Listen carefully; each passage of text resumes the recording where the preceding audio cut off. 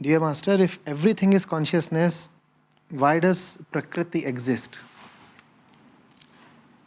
Why, for the survival of one species, one must take another life? Why this effort must be done to sustain the body when we are not the body? Shireen, when you are not the body, then obviously you need not make any special effort to sustain the body. But then you also are not concerned about making the body fall. Then you just let the body continue on its own. There are two ways of associating with the body. One way is, I am the body. The second way is, I am not the body. When you say I am the body, what is at the center of your statement? The body. I am is the subject and the body is the predicate. Correct? When you say I am not the body, still what is it that you are talking about? What is it that you are interested in? The body. Real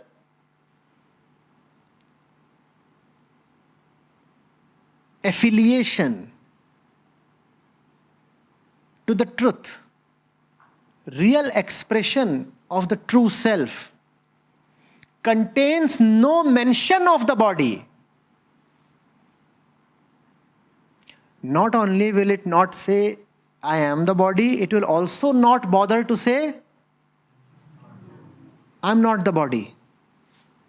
Do you say, I am not the pole? Do you say that, Shireen? Do you say, I am not the grass? Do you say, I am not the floor? Why don't you say, I am not the floor? Or why don't you say, I am not the pole? Why do you not feel the need to forcefully and emphatically declare, I am not the pillar? Why don't you declare that? Because it would be absurd. You are obviously not the pillar. And it never occurs to you that you are the pillar. Because it never occurs to you, even by chance, that you are the pillar. So there is no need to say, I am not the pillar. Similarly, what is the need to so loudly declare, I am not the body? If you are not the body, let the body be. Just as you let the pillar be. Let the body be. The body knows what to do. The body is a self-sufficient machine. Hands are there, the digestive mechanism is there, the legs are there, the brain is there. The body knows what to do. Let the body go ahead and do whatever it wants to do. You do what you must do. And in doing what you must do, if you need to use the body, use it. Just as we sometimes use the pillar. Don't we use the pillar? We use the pillar, but we are not the pillar. Do you get the difference? We use the pillar without identifying with the pillar. Similarly, for your own purpose, use the body without identifying with it. There is no need to interfere with the body in the positive sense or in the negative sense.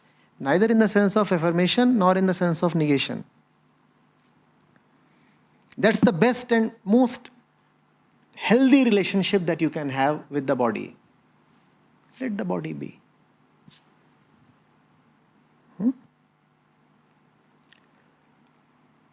Then, if everything is consciousness, why does Prakriti exist? Prakriti and consciousness are one. You conceptualize consciousness as something that looks at Prakriti, right? So Prakriti is all around, the seen, and consciousness is the seer. That's how you probably conceptualize it. Is that the concept? So you're asking, everything is consciousness, why does Prakriti exist? Because Prakriti and consciousness are one. This that we call as consciousness is embedded in the brain, is it not? No brain, no consciousness. Referring to the consciousness as it is commonly conceptualized. No brain, No consciousness. And what is the brain? Prakriti. So our Prakriti and consciousness are one. In fact, if somehow the brain can undergo a mutation, you'll find that the entire universe has changed. If the brain undergoes a mutation, this entire Prakriti will change. You'll find it very surprising, probably unacceptable. But if the brain undergoes a mutation, even the sun can change. What do you think? The sun is some objective entity independent of the brain? Not at all. All is in consciousness, and consciousness is all. The sun is not independent of consciousness. If through some miracle, all human beings can have a brain of a different dimension, it is quite possible that the sun may not rise tomorrow. Or you might see 5 suns in the sky.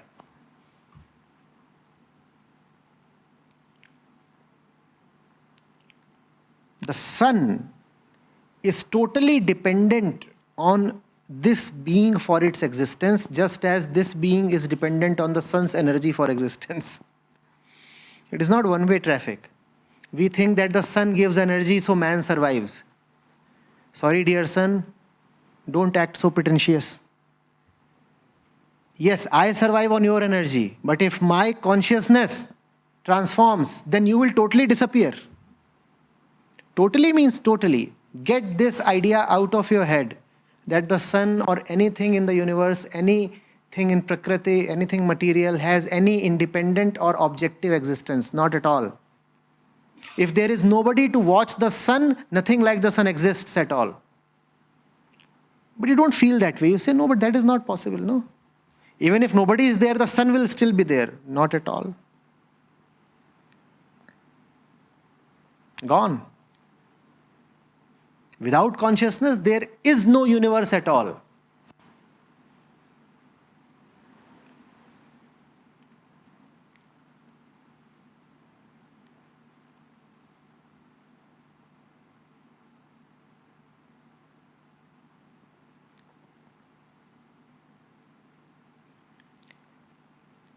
Why for the survival of one species, one must take another life? That's how Prakriti operates. Prakriti is a system in which there is no living being that can survive without another living being. When I say living, I mean consciousness in the loose sense of the word. Consciousness or sentience.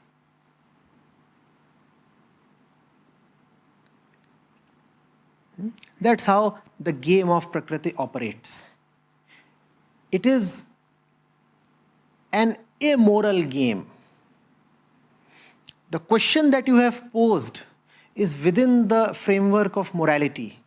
You are asking, why must one kill the other for his own survival, right? This is coming from morality, or this might be coming from compassion. In Prakriti, there is neither morality nor immorality. There is neither compassion nor cruelty. There is neither violence nor non-violence. Prakriti is just Prakriti. You can call it a giant machine. In that machine, it just happens that the lion must kill the deer. Is that good? No. Is that bad? No. It is just as it is.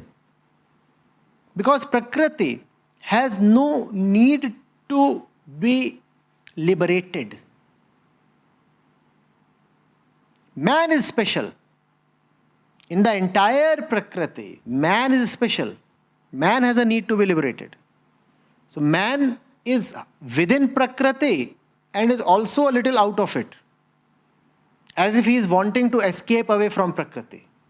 If this is the domain of Prakriti, this hall, then man is on the door, on the threshold. Half inside, half outside. So he is Prakriti and he is also willing to be out of Prakriti.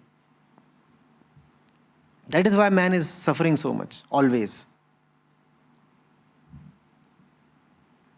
Man has a need for compassion. In Prakriti, there is no compassion. So, the lion is not violent if it kills the deer. Not at all. But man is violent if he kills the deer. Lion is not at all committing any sin if he kills the deer.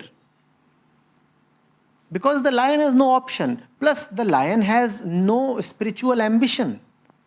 Have you ever met any lion asking for liberation? Any lion? No. The lion has no such need. But man has that kind of a need. And if you want to be liberated, then killing deers is probably not the best way.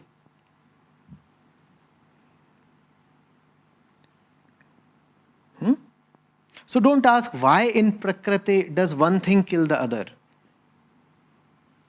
It's an irrelevant question. A relevant question would be, must man kill and slaughter in order to survive? That's a relevant question. Even the answer to that would say, man can do that if man wants to remain within the hall. Man has the option to remain within the area, the domain, the hall of Prakriti, or man has the option to just let loose and fly away, be independent. Correct? If you want to remain Prakriti, then you can act like the lion and kill the deer and eat it. And that's okay. Depends on you. But then you will be belonging to the jungle.